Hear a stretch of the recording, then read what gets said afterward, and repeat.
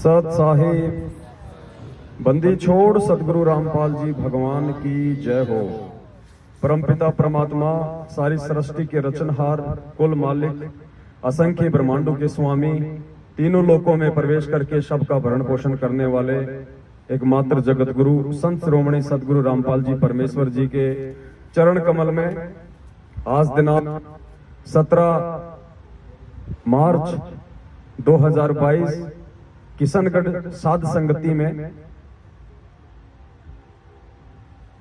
दूर दराज से आए हुए हम सभी भाई बहनों की तरफ से परमेश्वर जी के चरण कमलों में कोटि कोटि दंडवत प्रणाम। परमपिता परमेश्वर जी के आशीर्वाद से, उनकी सत प्रेरणा से 3 दिवसीय साध संगति का आयोजन राजस्थान के इस अजमेर जिले के किशनगढ़ में रामनेर की ढाणी के पास भगत रामदेव दास फौजी जी के खेत पे रखा जाना था। सारी तैयारियां हो चुकी थी। गुरुदेव के आशीर्वाद से भगत भाई बहनों के लिए नाश्ते की भी तैयारियां की जा चुकी थी। जो भी जरूरत का सामान था परमात्मा ने इकट्ठा अपने बच्चों को निमित्त बना के करवा दिया था। लेकिन पुण्यात्माओं, हम काल के लोक में हैं और इस काल के जाल को, इसकी चाल को इस पूरी पृथ्वी पे 8.5 अरब की जनसंख्या में से यदि कोई समझ सकता है, या यूं कह लीजिए कि परमपिता परमेश्वर जी ने यदि किसी को सद्बुद्धि बख्शी है तो वो केवल चंद सत्सेवक भाई बहन हैं, जो आज अपने परमेश्वर के संकेतों को, उनके इशारों को समझ के काल के जाल को समझते हुए अपनी भक्ति और मर्यादाओं को बचाते हुए आज संघर्षरत हैं। और आज जो स्थिति आप और हमारे सामने है, जिन संघर्षों से वो परमपिता परमेश्वर स्वयं लीलामय तरीके से गुजर रहे हैं और उन्हीं के पद चिन्हों पे चलते हुए आज हम उस संघर्ष से गुजर रहे हैं, ये कोई नई बात नहीं है। हजारों साल पहले वर्तमान समय की भविष्यवाणियां हो चुकी हैं उस परमेश्वर के विषय में और उस परमेश्वर के संपर्क में आने वाले उन हंस आत्माओं के विषय में। वरना हम एक ही गुरु के शिष्य हैं, उन्होंने समान रूप से हमें ज्ञान दिया, फिर भला ये विरोध क्यों, किस बात का विरोध? आज दुनिया में जितने भी संत और पंथ हैं, भले ही अपने किन्हीं भी कारणों के चलते उनमें 2 ग्रुप हैं, 3 ग्रुप हैं, लेकिन भक्ति भाव को लेकर आपस में कोई विरोध नहीं। दुनिया का ये पहला पंथ है यथार्थ 13वां कबीर पंथ, जो कि सन 1994 से परमपिता परमेश्वर सतगुरु रामपाल जी भगवान ने शुरू किया। आज इस पंथ में ऐसा क्यों? ये सारी बातें जब हमारे समझ में आएंगी तो पता चलेगा कि इस पृथ्वी पे उस काल भगवान और उस परमपिता परमात्मा के बीच ये सूक्ष्म युद्ध है। हमारे भाइयों ने हमारे ही उस कार्यक्रम को रोका। हालांकि एक बहुत बड़ी विडंबना है, लेकिन परमेश्वर के ज्ञान आधार से हम इन चीजों को समझ सकते हैं कि ऐसा क्यों हो रहा है। फिर भी बाकी भाई बहनों को विश्वास दिलाने के लिए कि ऐसा क्यों हुआ है और ऐसा क्यों हो रहा है, हम बाइबल की एक भविष्यवाणी को लेकर चलेंगे। क्योंकि हमारे जो ईसाई भाई हैं उनको भी यथार्थ रूप में इस बात का नहीं पता है कि बाइबल की भविष्यवाणियां वर्तमान समय में किसके लिए हैं। वो सोचते हैं कि हमारे जो मसीह हैं, जो आने वाले हैं, जो अभी आए नहीं हैं, ये उनके लिए हैं। लेकिन उन नादानों को नहीं पता है कि वो रियल मसीह, जिसे तुम ईसा मसीह मानते हो और जिसकी उम्मीद में आज तुम रुके हुए हो, वो 8 सितंबर 1951 को गांव धनाना, जिला सोनीपत, हरियाणा में संत रामपाल जी महाराज के रूप में धरती पे प्रकट हो चुका है। और काफी समय से, लगभग 27-28 वर्षों से इस आध्यात्मिक क्षेत्र में अपनी आत्माओं को जगा रहा है। आज आपको बाइबल के एक पास्टर का 8 मिनट का वीडियो है। हालांकि वो ज्यादातर भविष्यवाणियों को लेके ही अपना वीडियो बनाते हैं और बहुत सारे उनके वीडियो इतने सटीक बैठते हैं जो हमें ये विश्वास दिलाएंगे कि आज वर्तमान में सतगुरुदेव जी आप और हमारे को सामने खड़ा करके जो संघर्ष करवा रहे हैं, वो संघर्ष उनके आशीर्वाद बिना संभव नहीं है। ये भविष्यवाणियों के अकॉर्डिंग हो रहा है। आप और हम कोई अपनी मर्जी से नहीं कर रहे ये सब कुछ। ये साध संगति उस परमपिता परमेश्वर के मिशन का एक मुख्य हिस्सा है। ये साध संगतियां 4 युगों में नहीं होती हैं, क्योंकि 4 युगों में परमात्मा ने जीव आत्माओं को इतनी बहुसंख्या में पार नहीं करना होता है। वो मोक्ष का समय नहीं होता है। केवल कलयुग की पिछली पीढ़ी में ही परमात्मा अपने सत्संगों के साथ साथ साध संगतियों की दया बख्शते हैं। गोरखनाथ के समय 650 साल पहले जब परमेश्वर ने ज्ञान गोष्ठी की थी, उस समय परमेश्वर ने अपनी एक वाणी में कहा था कि गुरु का वचन साध की संगत अजर अमर घर पावे, कहे कबीर सुनो रे गोरख हम सबको तत्व लखावे। गुरु का वचन और साध की संगत, गुरु का वचन यानी गुरु का सत्संग, गुरु का उपदेश, गुरु का ज्ञान, और साध की संगत यानी उस गुरु से उपदेश प्राप्त करने के बाद उस गुरु के द्वारा दिए ज्ञान से जो चर्चाएं होंगी, उन चर्चाओं से जो भेद निकल के आएंगे, उस भेद से जब उन जीव आत्माओं के अंदर एक नया विश्वास पैदा होगा, उसको कहते हैं साध संगति। और भी कई जगह परमात्मा ने जिक्र किया हुआ है, साध संगति से भेद जो पाया परमेश्वर रामपाल जी महाराज ने सफल बनाया। साधु संगति पूर्ण पद ज्ञाना, संध्या आरती में भी परमात्मा एक जगह जिक्र करते हैं। एक छोटा सा वीडियो है, बहुत सारे कंसेप्ट आज हमारे वो क्लियर करेगा। आप एक एक पॉइंट को ध्यान से सुनिए।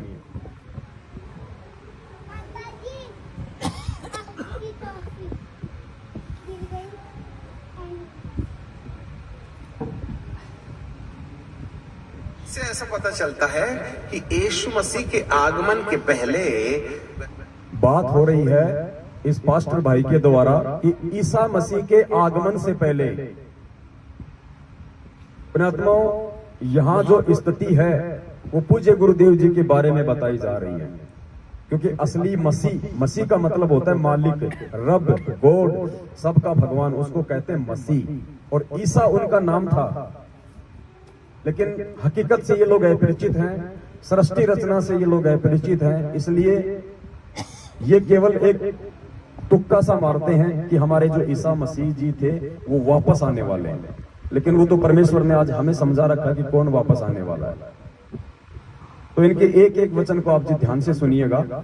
ये कह रहे हैं कि ईसा मसीह के आगमन से पहले, आगमन बोले तो सतगुरु रामपाल जी भगवान के इसार जेल से बाहर आने से पहले से ऐसा पता चलता है कि यीशु मसीह के आगमन के पहले वह बहुसंख्यक लोगों को वचन के विरुद्ध और आत्मा के विरुद्ध खड़ा करेगा।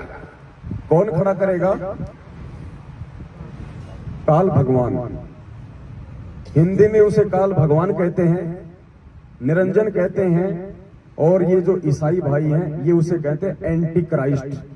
क्राइस्ट का मतलब होता है परमात्मा, और एंटी का मतलब उसके विरुद्ध जो खड़ा होगा, एंटी क्राइस्ट, वो है काल भगवान। तो क्या कह रहा है, ध्यान से सुनिए। से ऐसा पता चलता है कि यीशु मसीह के आगमन के पहले वह बहुसंख्यक लोगों को वचन के विरुद्ध और आत्मा के विरुद्ध खड़ा करेगा।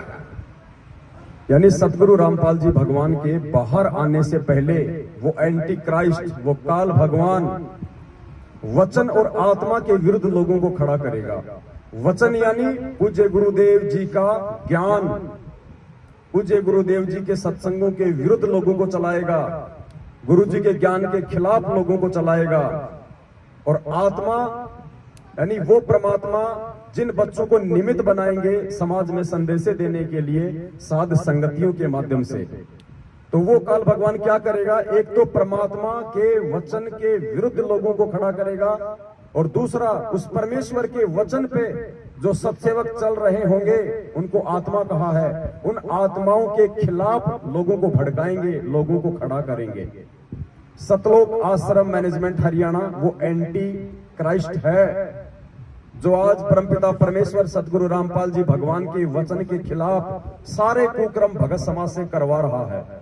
और जब हम आत्माएं उनका विरोध करते हैं तो बाकी संगत को वो हमारे विरुद्ध खड़ा करता है। और कोई बड़ी बात नहीं है पुण्यात्माओं, बहुत बड़ी जो घटनाएं हैं वो भी घटित हो सकती हैं आने वाले समय में। आप ये सामान्य प्रक्रिया मान के ना चलें कि हम 20 भगत इकट्ठे हो गए यहां हम आ लिए, नहीं, ये इस पृथ्वी पे सबसे बड़ा आध्यात्मिक युद्ध चल रहा है जिसकी हम कल्पना भी नहीं कर सकते। परमात्मा ने हमारी बुद्धि ऑफ कर रखी है, इसलिए हम ज्यादा सीरियस नहीं ले रहे, लेकिन आने वाले समय में जो परमेश्वर की आत्माएं होंगी आप और हमारे शरीर छोड़ने के बाद, वो आत्मा जब इन घटनाओं पे विचार करेंगी तो उनकी आंखें फटी की फटी रह जाया करेंगी। क्या हम नहीं जानते थे कि हिसार में 25 दिसंबर 2021 को बहन सुलेखा दासी के यहाँ पे जो साथ संगति थी वो हिसार में उन मैनेजमेंट वालों का मुख्य गढ़ था, और उससे पहले उन लोगों के द्वारा हमारे साथ कैसी कैसी घटनाएं घटित हो चुकी थी। वो हमारे खून के प्यासे थे, उसके बावजूद भी परमात्मा ने हमारी बुद्धि को ऑफ किया और जयपुर से तकरीबन हम 15-20 लोगों को हिसार भेज दिया। और परमेश्वर ने बुद्धि को इस कदर ऑफ कर दिया कि हमने शाम को लाइव आना था, हम सुबह 6 बजे ही लाइव आ गए और 12 घंटे पहले ही उनको सूचना दे दी कि हम आ चुके हैं आपके शहर में, जो भी करना है कर लीजिए अपनी कार्रवाई। ये परमेश्वर के द्वारा बुद्धि ऑफ की गई थी। आज मुझे कोई 5 करोड़ रुपया दे और कहे तू एक छोटा सा मैसेज डाल के वापस सुलेखा बहन के घर पे चला जा, मैं बोलूंगा भाई साहब कभी होंगे तो मैं 10 करोड़ तेरे को ही दे दूंगा। तो परमेश्वर ने बुद्धि ऑफ की थी, क्यों? परमात्मा ने हमारे अंदर और एक नया विश्वास जागृत करने के लिए, संगत को और ज्यादा जगाने के लिए। शायद उस घटना के माध्यम से हजारों की संख्या में भाई बहनों की आंखें खुली हैं, और वो भाई बहन जो साथ संगति में आ रहे थे, रास्ते में थे, जब उनको कैंसिलेशन का पता चला और वो वापस गए, उनका विश्वास और ज्यादा इस परमेश्वर के ऊपर दृढ़ हुआ कि वास्तव में ये सतलोक आश्रम मैनेजमेंट हरियाणा काल भगवान का एजेंट है। ये नहीं चाहता कि इस पृथ्वी पे शांति हो जाए, ये नहीं चाहता कि ये भक्त आत्माएं उस परमेश्वर को प्राप्त करने योग्य हो जाए। तो परमेश्वर कुछ घटनाओं को जानबूझकर भी अंजाम देते हैं अपने बच्चों की परीक्षा लेने के लिए और ज्यादा उनके विश्वास को दृढ़ करने के लिए। तो वर्तमान में जो घटनाएं घट रही हैं सामान्य घटनाएं नहीं है। चाहते तो हम भी एक नामदान केंद्र लेके बैठ जाते, चाहते तो हम भी संगत को इसी प्रकार से ज्योति पाठ और दान के नाम पे लूटकर एक धार्मिक जो धंधा इन लोगों ने बना रखा उसमें इनके सहयोगी हो जाते और अपने कर्म फोड़ते रहते। हम क्यों संघर्ष कर रहे हैं? हम क्यों इनके जैसे नहीं हो सकते? हम क्यों इनके साथ गाली गलौज नहीं करते जैसा ये करते हैं? हम क्यों इनके साथ मारपीट नहीं करते जैसा ये लोग करते हैं? इनके जैसे हमारे आचार विचार और व्यवहार क्यों नहीं है? सतगुरुदेव जी के प्रति हमारी जो सोच है, जो समर्पण है, जो भाव है, वो उनके जैसे क्यों नहीं है? क्योंकि परमेश्वर ने आप और हमारे को चुन लिया है। गोता मारो स्वर्ग में जा बैठू पाताल, गरीब दास ढूंढता फिरूं अपने हीरे मोती लाल।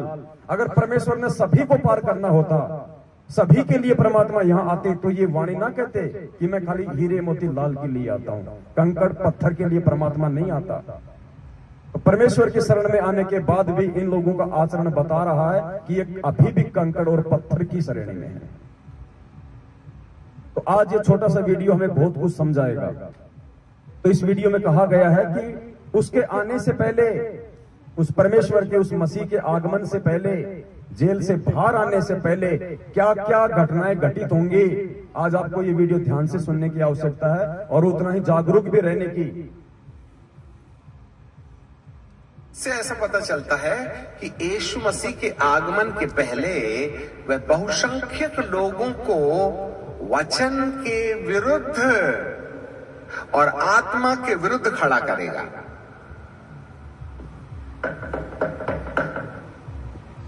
वचन के विरुद्ध और आत्मा के विरुद्ध खड़ा करेगा।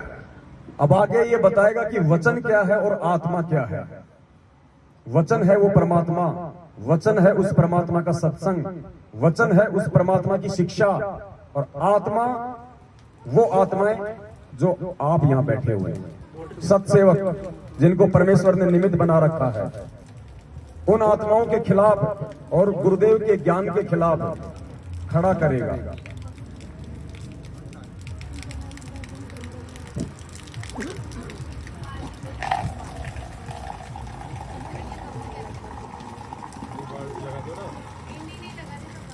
और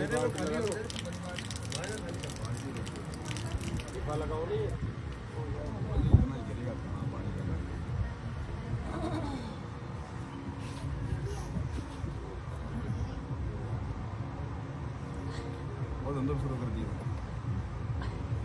है?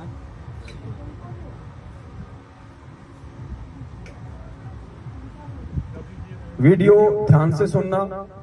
वचन के खिलाफ वो किन लोगों को खड़ा करेगा और आत्मा के खिलाफ वो किन लोगों को खड़ा करेगा। वचन के खिलाफ वो सांसारिक लोगों को खड़ा करेगा, जगत वालों को परमात्मा के खिलाफ खड़ा करेगा और आत्मा के खिलाफ संगत को खड़ा करेगा, अंदर वालों को खड़ा करेगा। और आज यही स्थिति है। आप हरियाणा चले जाइए, आप देश में कहीं भी चला जाइए, किसी भी संत का जिक्र कर दीजिए, कोई दिक्कत नहीं, किसी को कोई परेशानी नहीं। आप इस पूर्ण परमेश्वर का थोड़ा सा नाम ले लीजिए, पता नहीं क्या क्या सुना देंगे।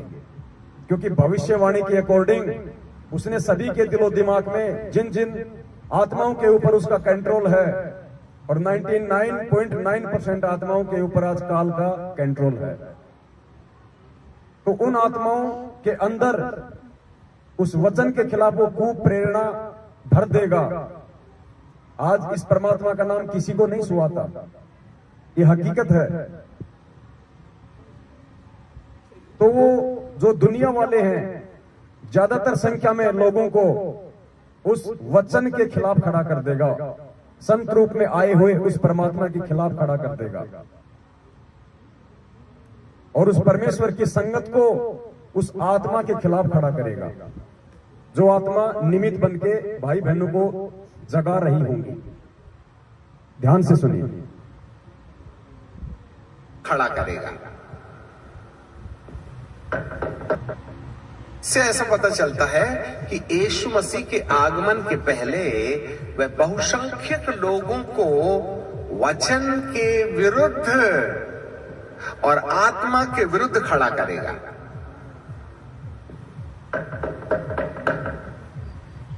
वचन के विरुद्ध और आत्मा के विरुद्ध खड़ा करेगा। वचन के विरुद्ध अन्य जाति लोग खड़े हो जाएंगे और आत्मा के विरुद्ध अंदर के लोग खड़े हो जाएंगे। लिसन मी केयरफुली, क्योंकि बाहर वालों को पवित्र आत्मा के मामले में कोई आइडिया नहीं है। बाहर वालों को पवित्र आत्मा के मामले में कोई आइडिया नहीं, यानी जो जगत वाले हैं उनको सात संगतियों से कोई लेना देना नहीं, उनको सत्सेवकों के विषय में कोई जानकारी, कोई लेना देना नहीं। सत्सेवक और सात संगतियों के विषय में यदि किसी को जानकारी है तो संगत को है, तो वो संगत वालों को खड़ा करेगा सात संगतियों के विरुद्ध।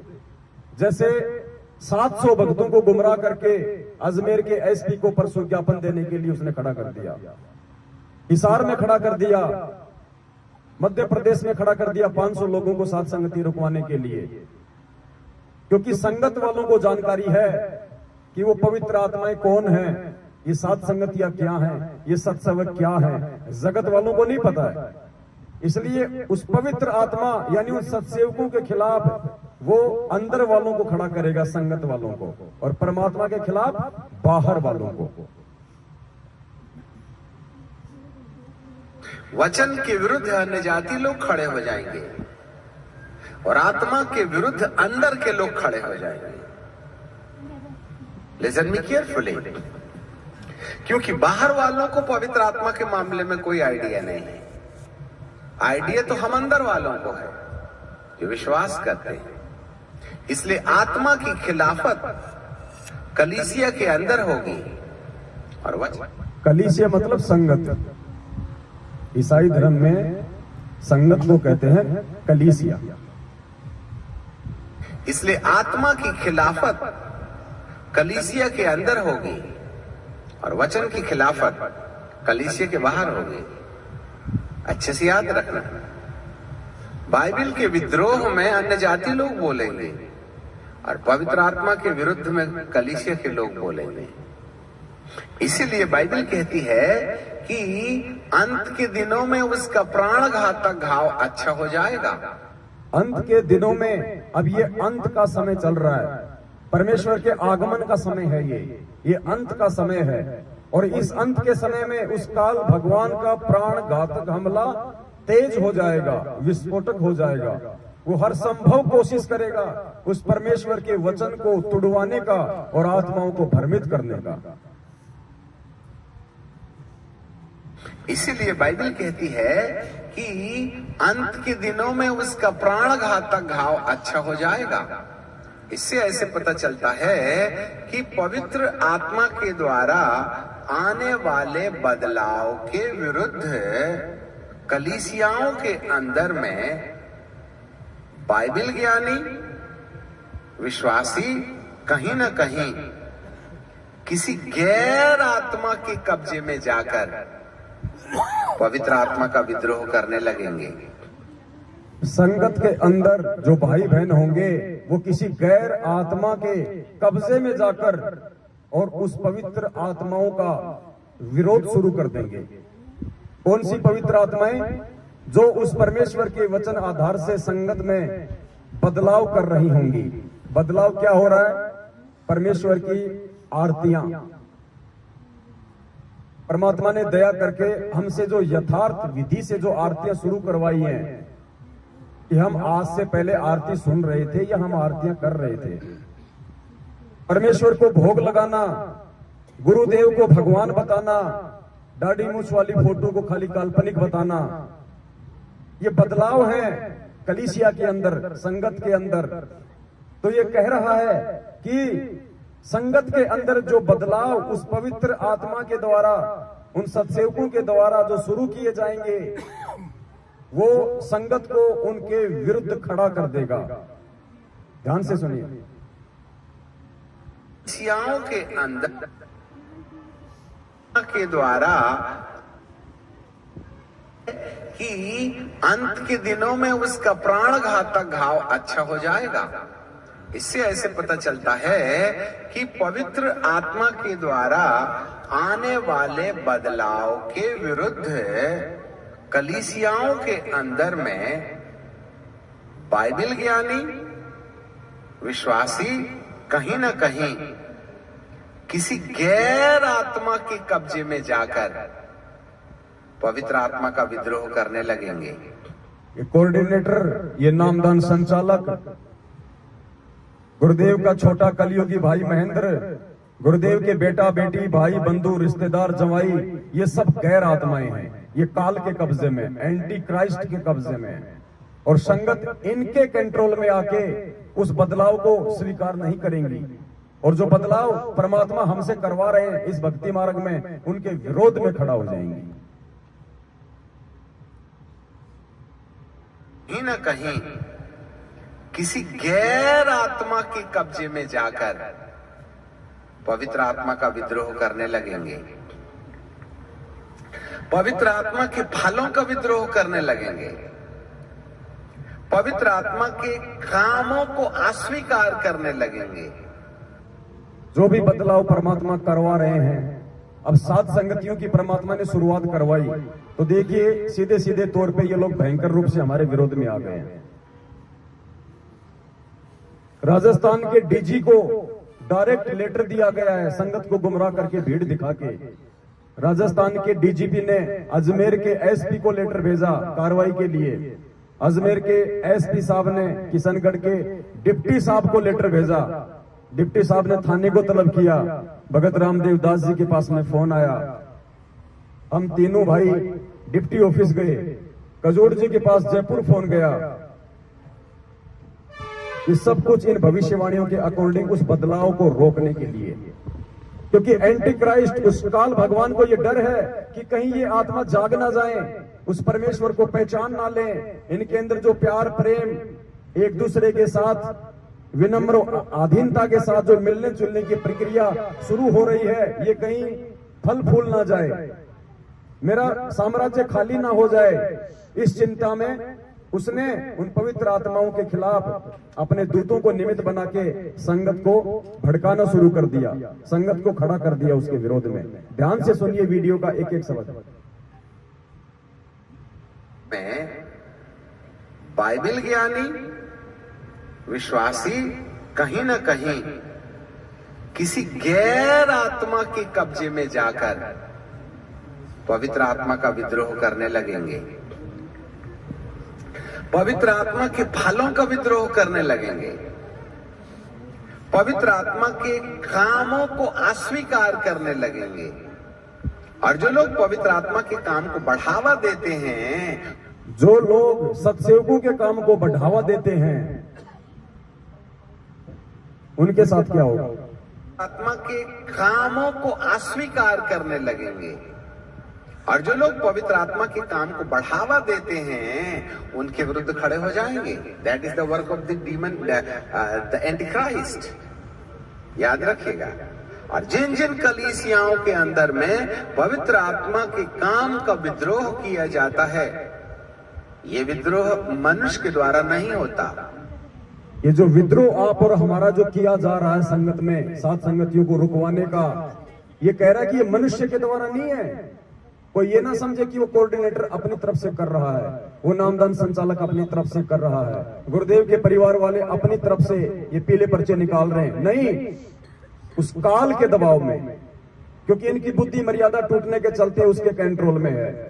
जैसा वो इनको प्रेरणा करेगा, उस आधार से अब ये सारे उल्टे कुक्रम करेंगे। The Antichrist. याद रखिएगा। और जिन जिन कलीसियाओं के अंदर में पवित्र आत्मा के काम का विद्रोह किया जाता है, ये विद्रोह मनुष्य के द्वारा नहीं होता और ना ही उनकी सूझबूझ के द्वारा होता है, परंतु कोई गैर आत्मा, जिसको ख्रिस्त विरोधी आत्मा कहते हैं, उनके माथे पर आ बैठती है और वे उस आत्मा के नियंत्रण में जाने के बाद पवित्र आत्मा के काम की खिलाफत करने लगते हैं। और एक व्यक्ति के अंदर पवित्र आत्मा के काम को जितना ज्यादा बुझाया जा सकता है, अंधकार की सफलता इसी में है। अंधकार की सफलता इसी में है, यानी काल की सफलता इसी में है कि उन पवित्र आत्माओं के खिलाफ जितना हो सके उतना संगत को भड़का दिया जाए। एक भगत को भी यदि सात संगति से दूर कर दिया जाए तो ये कह रहा है कि उस अंधकार का काम हो जाएगा, शैतान का काम हो जाएगा। क्योंकि परमात्मा ने क्या बताया कि ये एक एक आत्मा के लिए लड़ाई लड़ता है। जब कबीर परमात्मा 650 साल पहले मगर से लीला करके सहशरीर सतलोक जा रहे थे, तो काल ने दुर्गा जी को सामने खड़ा कर दिया और क्या कहा परमात्मा ने कि कीन्या मगर पियाना, सतगुरु कीन्या मगर पियाना। कितना परमेश्वर को तोड़ने का काम किया गया, कैसे कैसे लोग और लालच दिए गए, एक आम व्यक्ति समझ के, एक आम साधक समझ के, यानी एक एक आत्मा के लिए पूरी जोर से ये लड़ाई लड़ता है। उस आत्मा के नियंत्रण में जाने के बाद पवित्र आत्मा के काम की खिलाफत करने लगते हैं। और एक व्यक्ति के अंदर पवित्र आत्मा के काम को जितना ज्यादा बुझाया जा सकता है, अंधकार की सफलता इसी में है। Pin point. इसी के विषय में सावधान रहना है कि कोई तुम्हारे अंदर पवित्र आत्मा के काम को ना मिटकाए, न प्रेम, न आनंद, न मेल, न धीरज, न कृपा, न भलाई, न विश्वास, न नम्रता और न ही संयम। ये सारे के सारे गुण आज आपको सत्सेवकों में देखने को मिल सकते हैं। हमारे अन्य भगत भाई बहन जो उन दुष्ट आत्माओं के कंट्रोल में हैं, उनमें इनमें से एक भी गुण आपको नहीं मिलेगा। प्रेम, आनंद, मेल। अब आज हम भाई बहन हैं, क्या हमने किसी की जाति पूछी है? क्या हमने कोई किसी को ये कहा कि तुम कहां से आए हो, तुम कौन सी जाति में हो, तुम्हारा क्या गोत्र है, तुम यहां पे कब तक रहोगे? कुछ नहीं पूछते, क्योंकि परमेश्वर ने हमें एक चीज सिखा दी कि जीव हमारी जाति है, मानव धर्म हमारा, हिंदू मुस्लिम सिख ईसाई धर्म नहीं कोई न्यारा। परमेश्वर ने हमारे को प्यार करना सिखाया है, प्रेम करना सिखाया है, एक दूसरे का सहयोग करना सिखाया है। हर संभव कोई भी कोशिश करके इस परमेश्वर के मिशन को आगे बढ़ाया जाए, ये सिखाया है। हमारी तरफ से किसी भी की आत्मा को जरा सी भी ठेस ना लगे, ये परमात्मा ने सिखाया है। तो जो 9 ये गुण हैं, ये केवल आपको सत्सेवकों में देखने को मिलेंगे, साध संगतियों में मिलेंगे। और ये 9 गुण और आत्माओं के अंदर ना प्रवेश हो, इसके लिए वो एंटी क्राइस्ट इस सतलोक आश्रम मैनेजमेंट हरियाणा के माथे पे बैठ के और सारे उल्टे कर्म करवा रहा है, साध संगतियां रुकवा रहा है, ताकि परमेश्वर का मार्ग आगे ना बढ़े। ये आत्मा आपस में मेल जोल के साथ ना रहें, एक दूसरे से ना मिले, इनका प्यार प्रेम आगे ना बढ़े, परमात्मा में इनका विश्वास ना बढ़े। हमारे अंदर पवित्र आत्मा के काम को ना मिटकाए, न प्रेम, न आनंद, न मेल, न धीरज, न कृपा, न भलाई, न विश्वास, न नम्रता और न ही संयम। ये जो 9 ईश्वरीय अनुभव हैं, पवित्र आत्मा के प्रकाशन से मनुष्य के जीवन में रोशनी पैदा करते हैं और इसी आधार पर आपके शरीर का मुर्दों में से जी उठना तय किया जाता है। शरीर में से मुर्दों का उठना तय किया जाता है। अंदर से परमेश्वर साध संगतियों से हमारी आत्मा को चार्ज कर रहे हैं, रिचार्ज कर रहे हैं, ताकि हम इस काल लोक की झूठी भावनाओं से हटके अपने परमेश्वर में ध्यान लगाएं, सतलोक में हमारी आसक्ति हो, हमारी रुचि हो, और वो ये नहीं चाहता है। पवित्र आत्मा के प्रकाशन से मनुष्य के जीवन में रोशनी पैदा करते हैं और इसी आधार पर आपके शरीर का मुर्दों में से जी उठना तय किया जाता है। जितने प्रतिशत में ये 9 अनुभव होंगे, आपके मुर्दों में से जी उठने वाले शरीर को उतना ही तेजोमय कपड़ा मिलेगा। तेजोमय कपड़ा, नूरी शरीर, और वो केवल सतलोक में है, क्योंकि बाइबल की भविष्यवाणियां हैं। और हम सबको पता है, ईसा मसीह के सूली पे लटकाए जाने के बाद, क्राइस्ट पे लटकाए जाने के बाद 4 दिन बाद जो जिंदा हुआ था, और 40 दिन तक ईसा मसीह के रूप में जिसने हजारों चमत्कार किए थे, भगत समाज के अंदर एक विश्वास पैदा किया था भक्ति और भगवान के ऊपर, वो ईसा मसीह जी नहीं थे, वो कबीर परमात्मा था। इसलिए बाइबल की भविष्यवाणियां उस परमेश्वर के लिए हैं। और उसी समय परमात्मा ने भविष्यवाणियां की थी कि आगामी समय में मेरा आगमन किस प्रकार से होगा। जितने प्रतिशत में ये 9 अनुभव होंगे, आपके मुर्दों में से जी उठने वाले शरीर को उतना ही तेजोमय कपड़ा मिलेगा और कलीसिया जितनी तेजस्वी होगी, शैतान का उतना ही जरा जोर से ड्रम बजेगा। कलीसिया जितनी तेजी से जागेगी, शैतान का उतना ही ज्यादा ड्रम बजेगा। संगत जितनी तेजी से जागेगी साथ संगतियों से, काल भगवान का उतना ही ड्रम बजेगा। इसलिए ये प्रयास हो रहा है साथ संगतियों को रोकने का।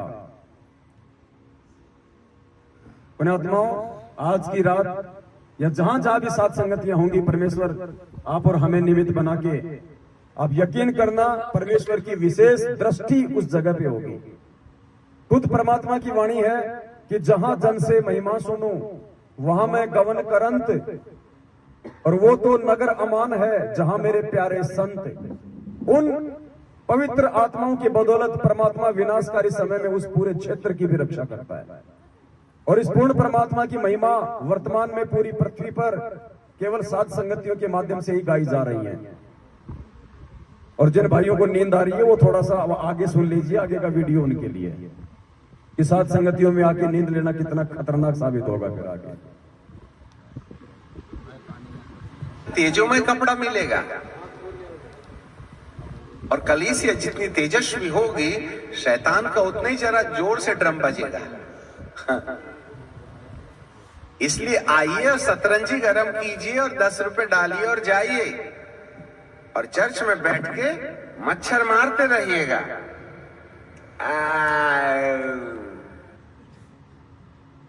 ये भविष्यवाणियां हैं और भविष्यवाणियां कोड वर्ड में होती हैं। और परमात्मा कहते हैं, कहे कबीर कृपया कर जन पर जो की त्यों समझाई, सब सुमरे अपने अनुमाना तो गति समझना। इसलिए आइए 10 रुपए डालिए जो ये भाषा बोल रहा है, ये भाषा कहां बोल रहा है? ये नकली आश्रम जो खोल दिए गए हैं, मुंडका, भिवानी, सिंहपुरा, जहां जहां भी गरीबदास जी के बोध दिवस के नाम पे 3 दिन का पाठ रख दिया, कबीर जी के प्रकट दिवस के नाम पे 3 दिन का पाठ रख दिया, कबीर जी के प्रस्थान दिवस के नाम पे 3 दिन का पाठ रख दिया। आइए 10 रुपए डालिए और बस मजे लीजिए। ध्यान से सुनना इसको, और मच्छर मारते रहिए। शरीर को उतना ही तेजोमय कपड़ा मिलेगा और कलीसिया जितनी तेजस्वी होगी, शैतान का उतना ही जरा जोर से ड्रम बजेगा। इसलिए आइए और सतरंजी गरम कीजिए और 10 रुपए डालिए और जाइए और चर्च में बैठ के मच्छर मारते रहिएगा। चर्च यानी ये आश्रम, उसमें बैठ के मच्छर मारते रहो, कुछ नहीं मिलना जुलना वहां। अमर्यादित लोग बैठे वहां पे, अनाधिकारी लोग बैठे हैं, पाठ के नाम पे ठग रहे हैं। बस तुम उसमें 10 रुपया डालो, यानी 10 रुपया मतलब दान। जरा जोर से ड्रम बजेगा। इसलिए आइए और सतरंजी गरम कीजिए और 10 रुपए डालिए और जाइए और चर्च में बैठ के मच्छर मारते रहिएगा और चले जाइएगा। बहुत से लोगों को चर्च के अंदर आए कि 5-7 मिनट क्या गुजरा, एक गीत के बाद में अच्छी खासी नींद आने लगती है। घर में तो 4 बच्चे हैं, नींद कहां से आएगी? 4 इकट्ठा चिल्लाएंगे तो। यहां तो एक ही बच्चा चिल्लाता है। इसलिए चर्च में नींद आने की सबसे अच्छी सुविधा है। इसलिए सात संगतियों में नींद आती भाई, क्योंकि यहाँ पे परमात्मा की चर्चा है और नींद उसी आत्मा को आएगी जिसके ऊपर काल का प्रभाव ज्यादा है, विकारों का प्रभाव ज्यादा है। वरना सात संगति में तो नींद उड़ जानी चाहिए। और यहाँ भी अगर किसी को नींद आती है तो सोच लीजिए कितनी कमजोरी में है। हम यहाँ सोने के लिए नहीं आते हैं, सोने के लिए हमारा घर है ना, पूरे महीने सोते हैं। अरे एक रात नहीं जाग सकते हम, 2 रात नहीं जाग सकते, दिन में सो लो। दिन में क्या काम, कौन से गुलगुले उतारते हैं भाई? नहाओ धो खाओ, मालिक को भोग लगाओ और सो। लेकिन नहीं, वो रात को सुलाएगा, क्योंकि चर्चा रात को होगी, दृढ़ता रात को आनी है, विश्वास रात को पैदा होना है। तो 4 बच्चे हैं, क्या गुजरा, एक गीत के बाद में अच्छी खासी नींद आने लगती है। घर में तो 4 बच्चे हैं, नींद कहां से आएगी? 4 इकट्ठा चिल्लाएंगे तो। यहां तो एक ही बच्चा चिल्लाता है। इसलिए चर्च में नींद आने की सबसे अच्छी सुविधा है। सावधान, जो लोग प्रभु के भवन में निंद्रा की दशा में चले जाते हैं, आपको छुटकारे के लिए दुआ करना चाहिए। जो लोग प्रभु के भवन में निंद्रा की स्थिति में चले जाते हैं, जो सात संगतियों में सोते हैं, आलस से करते हैं, उन आत्माओं को परमात्मा से प्रार्थना करनी चाहिए, दुआ करनी चाहिए परमात्मा से दंडवत करके कि परमेश्वर दास या दासी पे रजा बख्शो मालिक, आपके वचन हमारे को सुनने को मिले।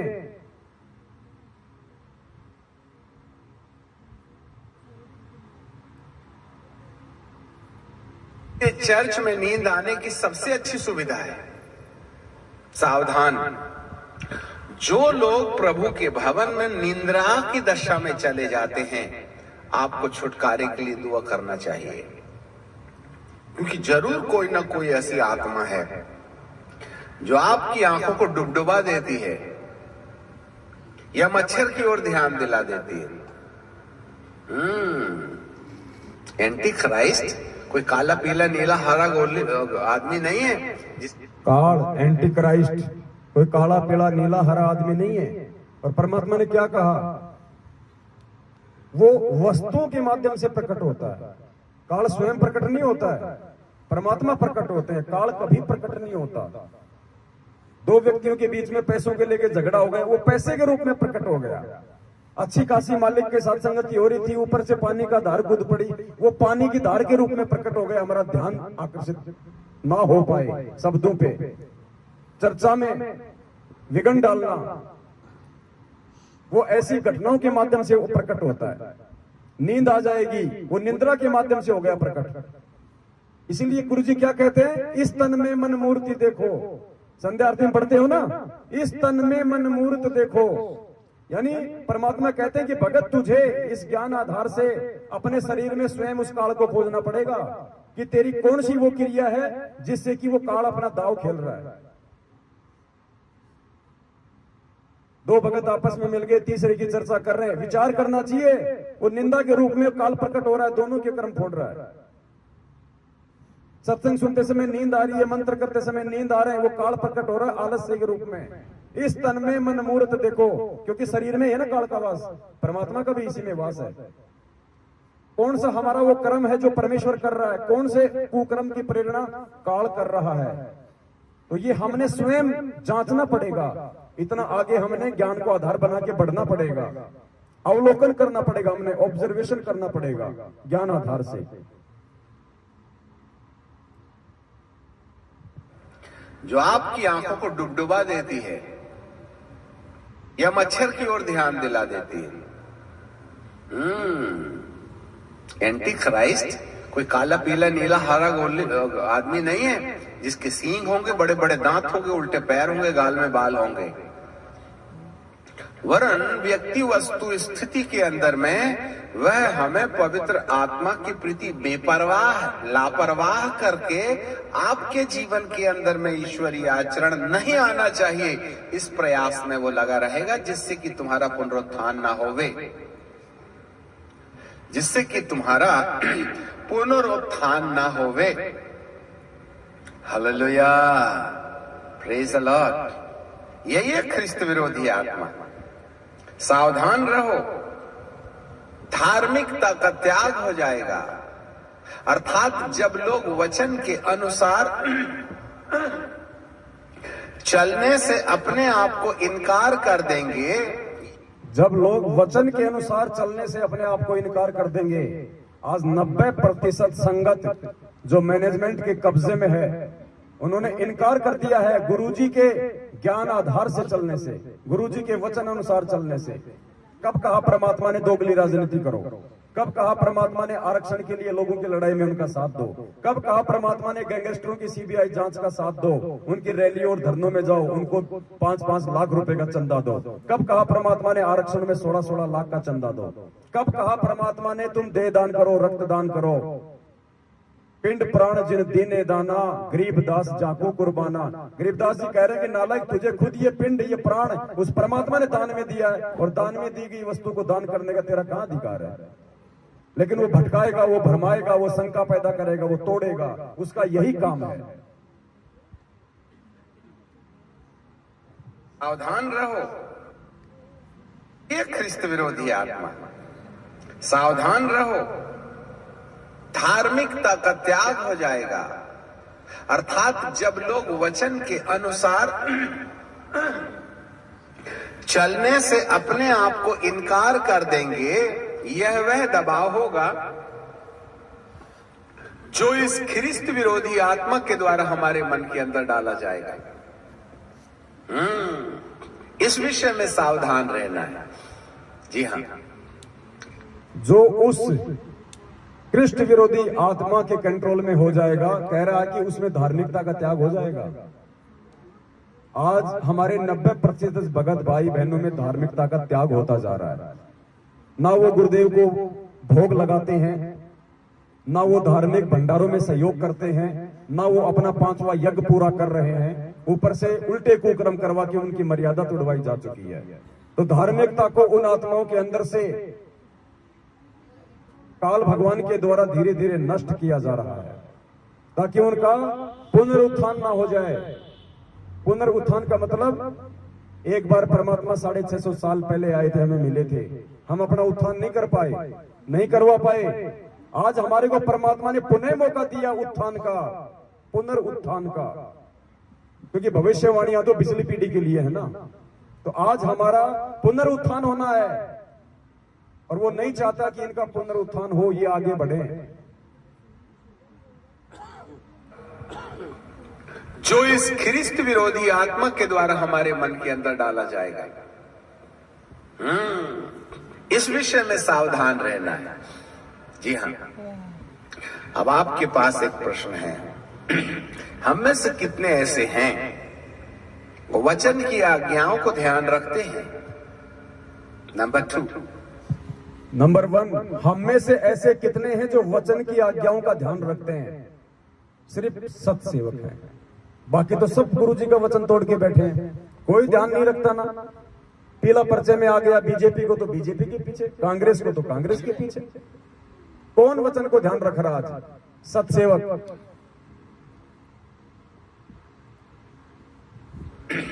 हम में से कितने ऐसे हैं वो वचन की आज्ञाओं को ध्यान रखते हैं? नंबर 2, पवित्र आत्मा के संपर्क में बने रहते हैं। नंबर 2, पवित्र आत्मा के संपर्क में बने रहते हैं, यानी सत्सेवकों के संपर्क में बने रहते हैं। यानी ऐसे कितने हैं जो साथ संगतियों से जुड़े हैं? नंबर 2, पवित्र आत्मा के संपर्क में बने रहते हैं। नंबर 3, पवित्र आत्मा को वचन के अनुसार हमारा जीवन बदलने की अनुमति देते हैं। पवित्र आत्मा को वचन के अनुसार हमारा जीवन बदलने की अनुमति देते हैं, यानी वो सत्सेवक जो परमेश्वर के वचन आधार से आत्मिक उत्थान की जानकारी संगत को दे रहे हैं, यथार्थ भक्ति विधि की, धार्मिक यज्ञ की, भंडारों की, उसके अनुसार कितनी आत्माएं हैं जो उनका सहयोग करती हैं, जैसा वो कहते हैं ज्ञान आधार से, वैसा उनको फॉलो करती हैं। संपर्क में बने रहते हैं। नंबर 3, पवित्र आत्मा को वचन के अनुसार हमारा जीवन बदलने की अनुमति देते हैं। ये सावधान लोग हैं। ना रे बाबा ना, मैं अपने होठों को बुराई करने से, जो अपने भले दिन देखना चाहता है, जो अपने अच्छे दिन देखना चाहता है, वह अपनी जीभ को बुराई से रोक रखे। जो अपने अच्छे दिन चाहता है, जो अपने भले दिन चाहता है, वो अपनी जीभ को बुराई करने से रोके। गुजरात की सात संगति में 5 घंटे पूरी रात परमात्मा ने निंदा और चुगली के ऊपर ही वीडियो बनवाया था, अपनी जीभ को कंट्रोल करने के लिए। क्योंकि अब हमारी स्थिति तीसरे लेवल पे है। प्रथम लेवल हमारा था बरवाला कांड, 3 साल हम उसमें लगे। उसके बाद का समय था गुरु को परमात्मा साबित करना, गुरु गोविंद के बीच के भेद को मिटाना। वो मिट गया, समझने वाले समझ गए। और अब आत्मिक उत्थान की ओर 1 महीने पहले से परमात्मा दास को निमित्त बना के संदेश दिलवा रहे हैं। जयपुर में जब दास ने वीडियो बनाया था अजोड़ भगत जी के वहां घर पे, जब वहां पे मधु बहन भी आई हुई थी, तो क्या संदेशा दिलाया था कि पुण्य आत्माओं, अब हमने ये 2022 शुरू हो चुकी है, अपने आत्मिक उत्थान की ओर आगे बढ़ना है। ये वही समय है भविष्यवाणियों का। भले दिन देखना, ये सावधान लोग हैं। ना रे बाबा ना, मैं अपने होठों को बुराई करने से, जो अपने भले दिन देखना चाहता है, जो अपने अच्छे दिन देखना चाहता है, वह अपनी जीभ को बुराई से रोक रखे। इसका मतलब है बुराई करने वाला अपने पैर में कुल्हाड़ा मारता है और खुद ही ऑटो रिक्शा में हॉस्पिटल जाता है। रामचंद्र जी भी उसी परमात्मा का बच्चा, लेकिन देख लो कहां पहुंच गया, सात संगतियों से दूर हट के। ये सर्वविदित है, वापस आने की स्थिति में नहीं है।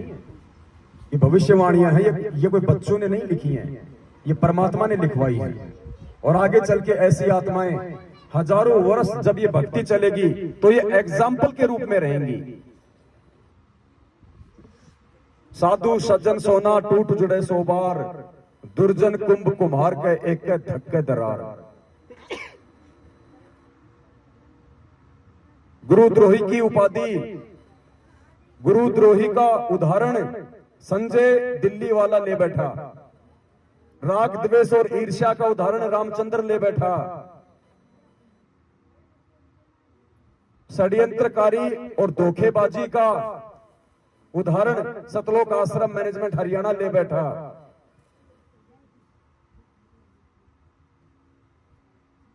देखना चाहता है, जो अपने अच्छे दिन देखना चाहता है, वह अपनी जीभ को बुराई से रोक रखे।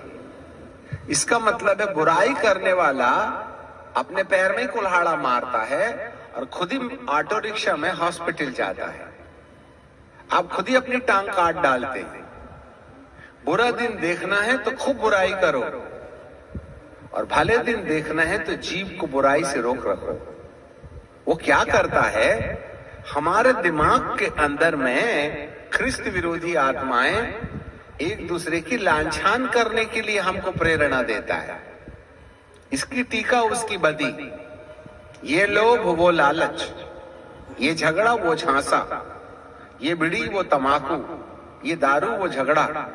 इस प्रकार की टेंडेंसी पैदा करने के पीछे इन तमाम दुरात्माओं का हाथ है। और ये जो दुष्ट आत्माएं हैं, मनुष्य के जीवन के अंदर इस प्रकार का व्यवहार इसलिए उत्पन्न करती हैं कि आपका दूसरे आगमन में पुनरुत्थान रुक जावे। क्यों करते हैं ये लोग ऐसा? क्यों रामचंद्र जी ऐसा कर रहे हैं? क्यों संजय दिल्ली वाला ऐसा कर रहा है? क्यों मैनेजमेंट आज ऐसा कर रहा है? सबसे बड़ा रीजन क्या बताया भविष्यवाणी में? ध्यान से सुनना इस शब्द को। मनुष्य के जीवन के अंदर इस प्रकार का व्यवहार इसलिए उत्पन्न करती हैं कि आपका दूसरे आगमन में पुनरुत्थान रुक जावे। आपका दूसरे आगमन में भी पुनरुत्थान रुक जाए। पहला आगमन परमात्मा का 650 साल पहले, दूसरा आगमन आज। पहले हम उत्थान नहीं कर पाए, आज मौका है पुनरुत्थान का। वो कह रहा है कि उस परमेश्वर का दूसरा जो आगमन है पिछली पीढ़ी में संत रामपाल जी भगवान के रूप में, उस समय भी तुम्हारी आत्मा का उत्थान रुक जाए। इसके लिए आत्मा को तोड़ने के इतने ये प्रयास हो रहे हैं। और ये जो दुष्ट आत्माएं हैं, मनुष्य के जीवन के अंदर इस प्रकार का व्यवहार इसलिए उत्पन्न करती हैं कि आपका दूसरे आगमन में पुनरुत्थान रुक जावे, जिससे कि आप ऊपर जाने के बजाय इसके साथ नीचे जाने के लिए तैयार हो जाएं। अच्छे से याद रखिएगा, ये पाप का पुरुष हमारे तुम्हारे जैसा काला कपड़ा पहन कर ऐसा पूरा पल्लू ढांक लेगा, ऐसा वाला नहीं है। आप और हमारी तरह ये मनुष्य रूप में नहीं है, ये घटनाओं के रूप में है, ये प्रेरणाओं के रूप में है। परमात्मा ने इसीलिए कहा कि इस तन में मन मूर्ति देखो। तुम्हें खुद ही पहचान करनी पड़ेगी कि मन क्या है और निज मन क्या है, मेरा एजेंट कौन है और काल का एजेंट शरीर में कौन है। इसीलिए परमेश्वर ने सबसे पहले 27 साल से हमें ज्ञान दिया, क्योंकि बिना ज्ञान के चाहे हम कितनी भक्ति कर लें, कितने मंत्र जाप कर लें, हमारा उत्थान नहीं होना। तो एक छोटा सा वीडियो था जिसके माध्यम से परमात्मा ने दास को प्रेरणा की और वर्तमान वस्तु स्थिति को लेकर भविष्यवाणियों के आधार से आप जीव तक संदेशा पहुंचाना जरूरी था। आज दास केवल यहीं तक ही निमित्त रहेगा और बाकी भाई बहन जो आए हुए हैं दूर दराज से, और उनसे भी दास निवेदन करेगा कि आप देखो, हम सब परमात्मा के बच्चे हैं, समान रूप से परमात्मा ने सबको ज्ञान दिया है। ठीक है, कुछ पिछले संस्कारों की वजह से किन्हीं आत्माओं को परमात्मा उनकी बुद्धि का थोड़ा सा वॉल्यूम खोल देता है, कोई बड़ी बात नहीं है, लेकिन ज्ञान परमात्मा ने सबको समान रूप से दिया है। हम सबको बोलना भी आना चाहिए, हम सबको आपस में खुल के बातें करना भी आना चाहिए। हम अपने बाप के विषय में बात करने से समझाएं, शर्माएंगे, घबराएंगे, क्या होगा? निंदा चुगली हमने किसी की करनी नहीं, ना हम किसी की करते, परमात्मा की महिमा गाते हैं। परमेश्वर के ज्ञान आधार से सत्संगों को सामने रख के अपने आत्मिक उत्थान की ओर आगे बढ़ते हैं। हम कैसे एक नेक भगत बने, हम कैसे एक नेक इंसान बने, हमारे अंदर जो गुण उत्पन्न परमात्मा करना चाहता है वो कैसे उत्पन्न हो। एक दूसरे से हम यही तो सीखने आते हैं यहाँ पे। अब देखो, यहाँ कोई किसी का झगड़ा नहीं, कोई राग द्वेष नहीं, कोई किसी की निंदा चुगली नहीं, तीसरे की यहाँ कोई बात नहीं करता। प्रेम से भंडारा करते हैं, भगवान को भोग लगाते हैं, आपस में मिलकर भगवान की चर्चा करते हैं, प्यार प्रेम से अपने अपने घर पे चले जाएंगे।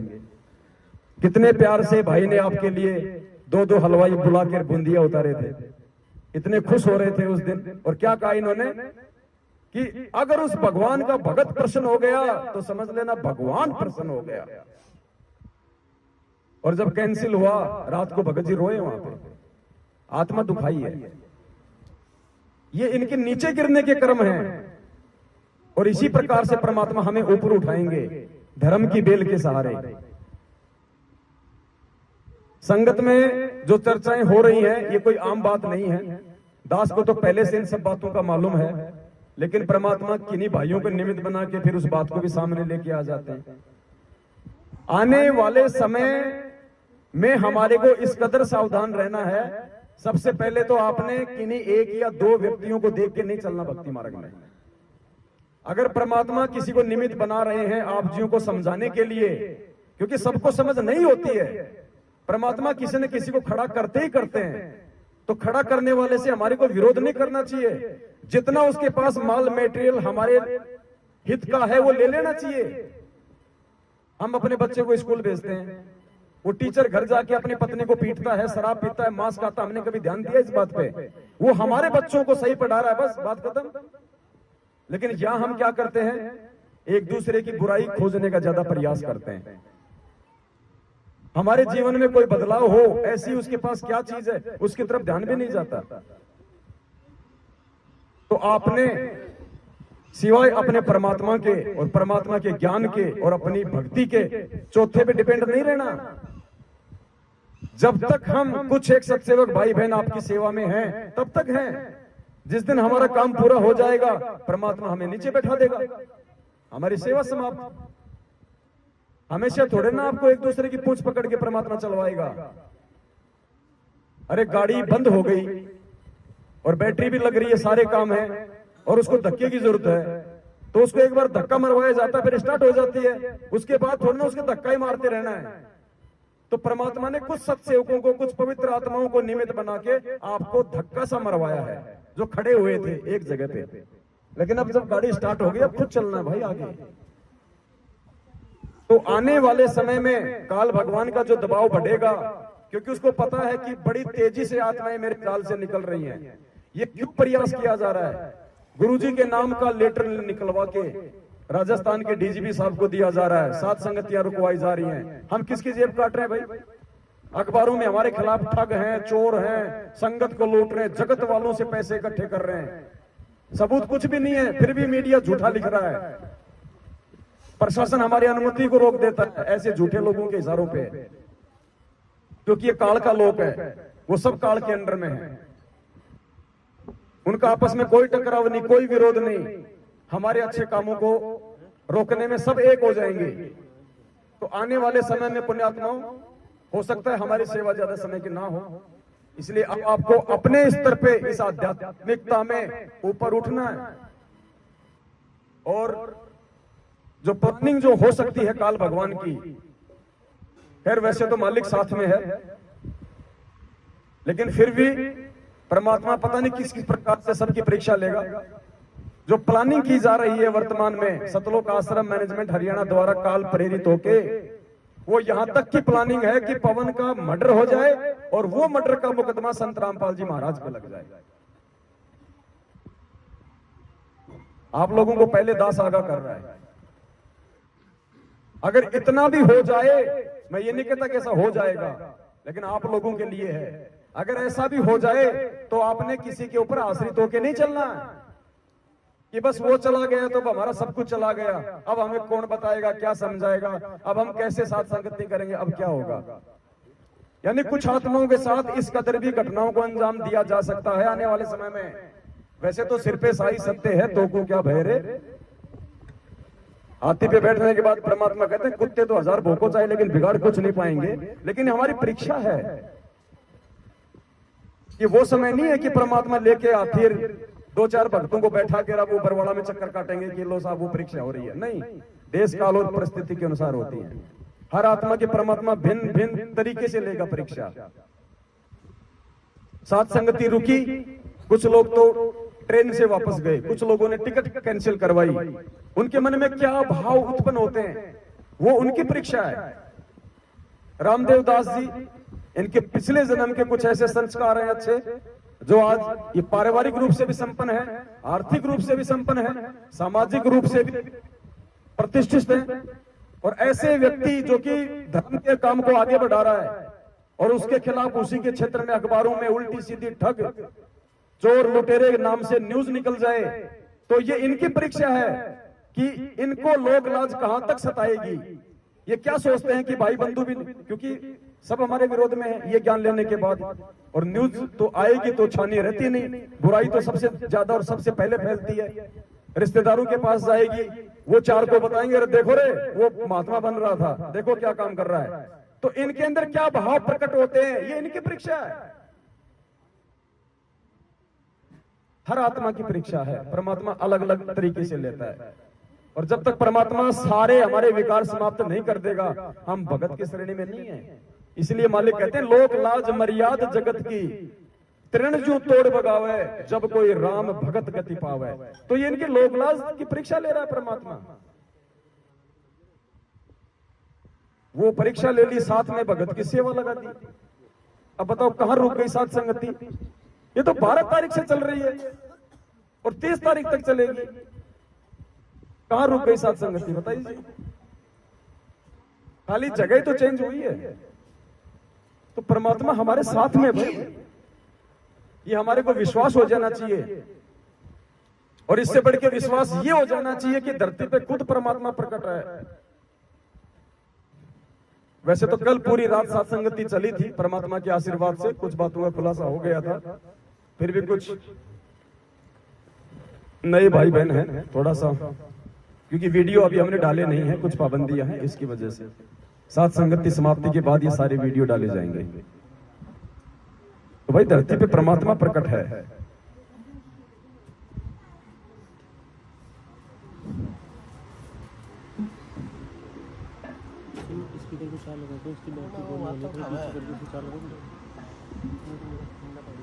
महीने भर पहले परमात्मा ने एक महाखुलासा करवाया था धरती पे परमात्मा के प्रकट होने को लेके। एक जो शब्द था कि भाई अर्धरात्रि बीत गई, सौपन में दिखे घनश्याम, इंद्र दमन एक मंदिर बनवा दे, जगन्नाथ हो जिसका नाम। फिर आगे इसमें छुआछात को लेके परमात्मा ने किया, और फिर क्या कहा, इतनी जल्दी सच साहेब आ रही है ना अभी,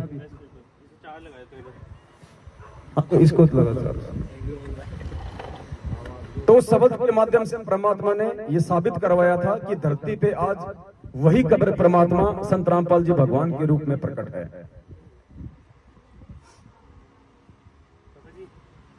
वॉल्यूम ऊपर से कम होती है, नीचे से क्यों करने का काम, क्यों करने का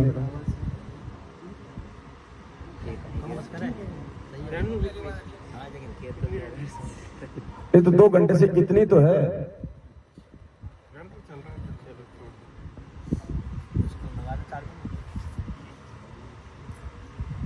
तो उस शब्द के माध्यम से परमात्मा ने यही तो विश्वास दिलाया था कि मैं कोई और नहीं हूं भाई।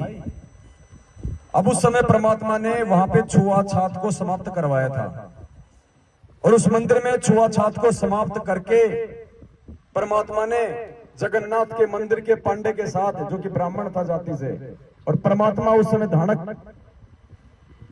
कुल में आए हुए थे, उस पांडे के साथ परमात्मा ने 650 साल पहले एक ही थाली में भोजन किया था और छुआछात को तोड़ा था। आज भी जगन्नाथ के मंदिर में छुआछात नहीं है, परमेश्वर के आशीर्वाद से।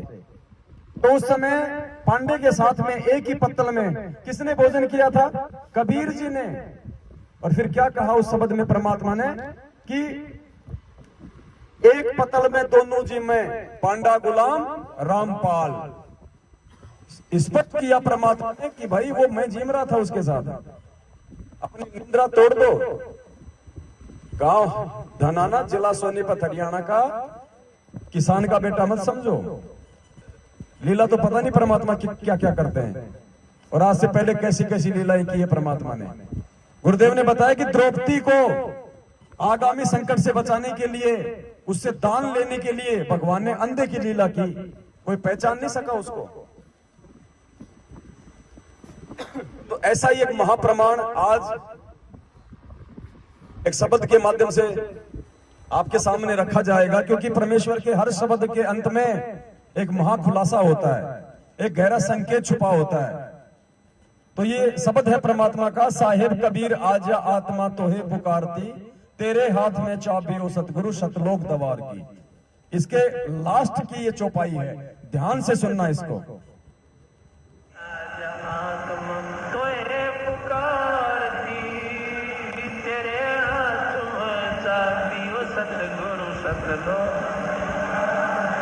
गोरखनाथ रिद्धि सिद्धि में भूला नहीं समाव, मुर्दे तक को जीवित करते काल भक्ति दरडावे। 650 साल पहले कबीर परमेश्वर जी के साथ में गोरखनाथ जी की ज्ञान गोष्ठी हुई थी। सुना ना आप लोगों ने गुरुदेव जी के सत्संग में? सुना है ना? दोनों की ज्ञान गोष्ठी हुई और परमेश्वर ने उनको ज्ञान में भी हराया और उनको सिद्धि में भी हराया। उसके बाद में क्या किया गोरखनाथ जी ने? दीक्षा ली थी कबीर परमात्मा से, कबीर जी उनके सतगुरु बने। अब वो कबीर जी कौन थे उस समय? गोरखनाथ को किसने दीक्षा दी थी उस समय? अभी शब्द में ध्यान से सुनना। फिर गोरखनाथ रिद्धि सिद्धि में फूला नहीं समावे, मुर्दे तक को जिंदा करके यो काल भक्ति दरड़ावे। उसके बाद सुनना फिर गोरखनाथ ने किससे दीक्षा ली थी, किसको अपना गुरु बनाया था। गोरखनाथ रिद्धि सिद्धि में फूला नहीं समावे, मुर्दे तक को जिंदा कर दे काल भक्ति दरड़ावे। रामपाल सतगुरु की शरणा पावे, डोरी मकर तार की। किसकी शरणा पाई थी? रामपाल सतगुरु की शरणा पावे, डोरी मकर तार की। उनको सतनाम तक दिया था परमात्मा ने। तो ये हर शब्द के अंत में एक आपको रहस्य मिलेगा। आज से पहले हमारे में से किसी के भी समझ में नहीं आ रही थी ये बातें।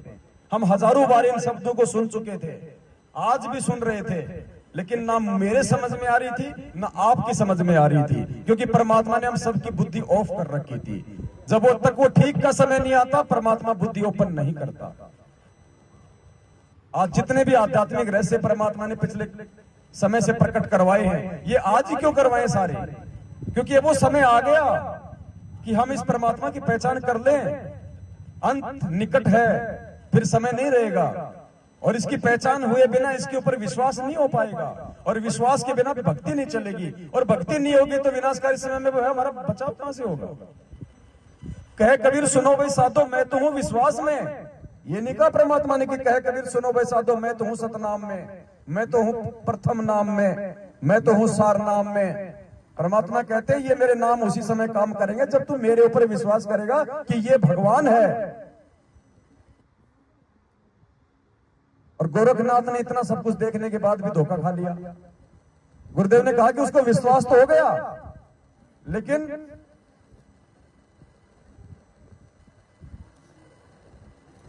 और फिर वो धोखा खा गया।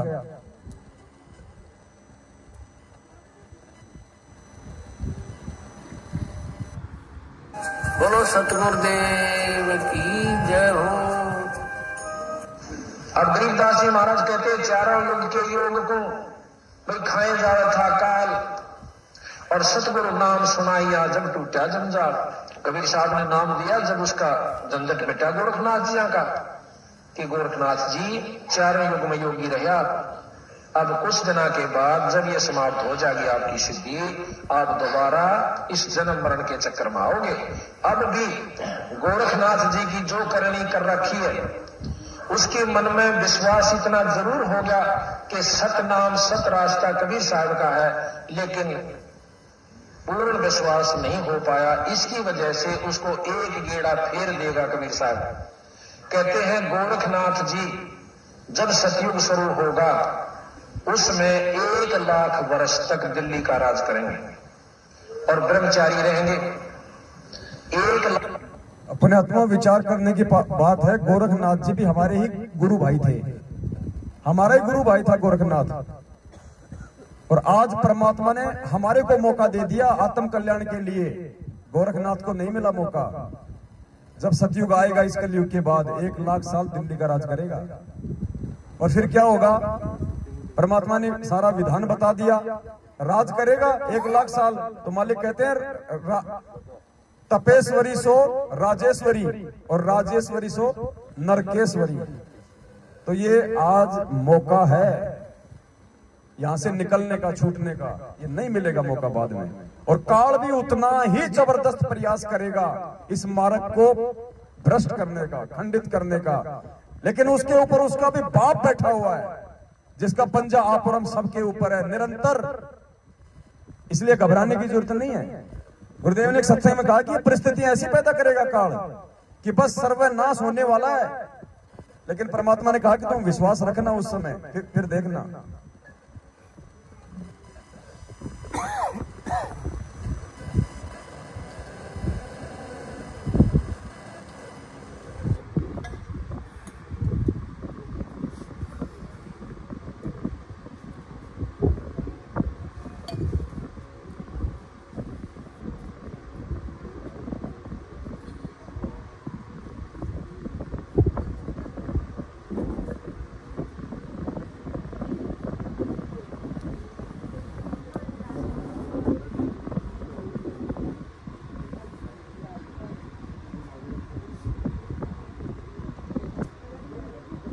देखो क्या कह रहे हैं परमात्मा। इतना विश्वास करना पड़ेगा गुरुदेव पे।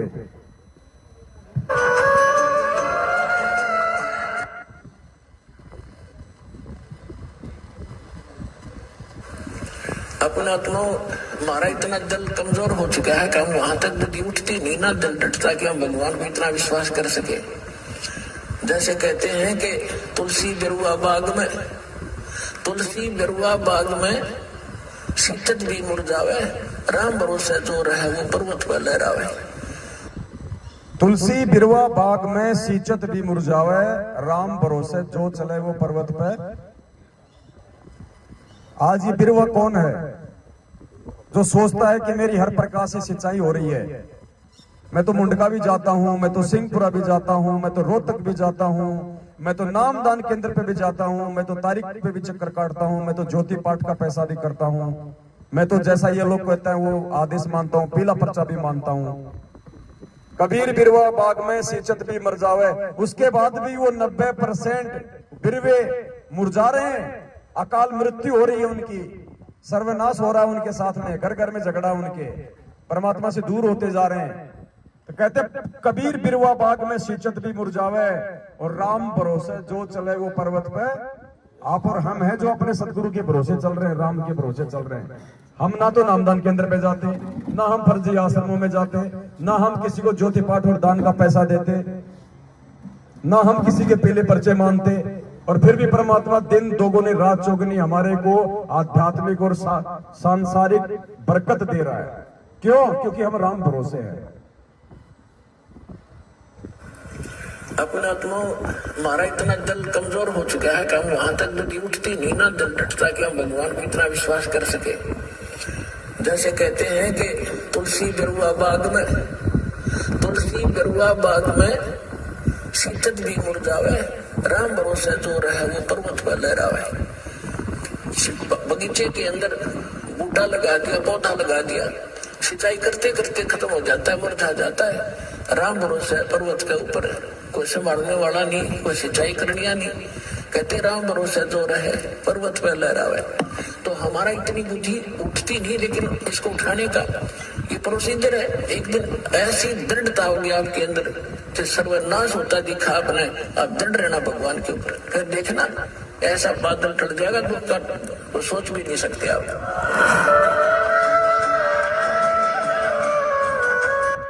तो बात यहाँ पे आती है दृढ़ता की, और ये दृढ़ता बिना विश्वास के नहीं आ सकती, और ये विश्वास बिना सतगुरुदेव जी के सत्संगों के नहीं आ सकती, और बिना साध संगति के ये सत्संग समझ में नहीं आ सकते।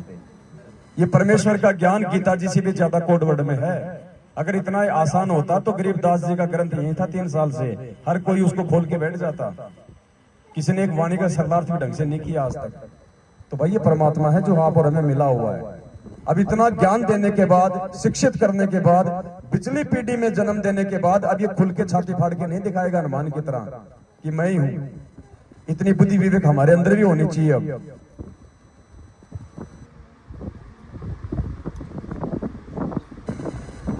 तो आज ज्यादा नहीं हो पाएगा, कल पूरी रात थे, फिर दिन में भी नहीं सोए, आज गला भी बैठ रहा था। तो एक शब्द तो परमात्मा का फिर से गा लेते हैं और उसके बाद फिर आप भाई बहन। हाँ, सत साहिब